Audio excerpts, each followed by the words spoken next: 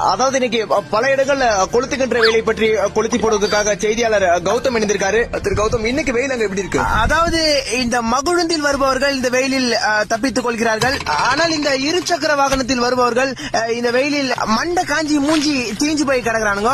அந்த அளவுக்கு வெயில் கடுமையாக கொளுத்து என்று கொளுத்துகிறது. என்ன சொல்றீங்க திரு கௌதம்? அந்த அளவுக்கு கொளுத்துகிறது? ஆமா மனோஜ், ஃபயர் இன்ஜினுக்கு இப்பதான் போன் பண்ணிருக்கேன், வந்து கொண்டிருக்கிறது. இப்ப நீங்க கரெக்டா எங்க இருக்கீங்க திரு கௌதம்? நான் இப்ப கரெக்டா நட் ரோட்ல நிக்கிறேன் மனோஜ்.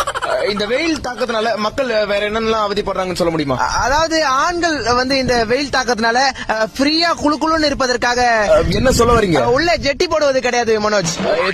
நானும் அதை சில நாட்களாக பயன்படுத்துவது கிடையாது. ஏன்னா இந்த அடிக்கிற வெயில்ல வெளியே போட்டு வரதே கஷ்டம், இதுல உள்ள வேற போட்டு வரணுமா?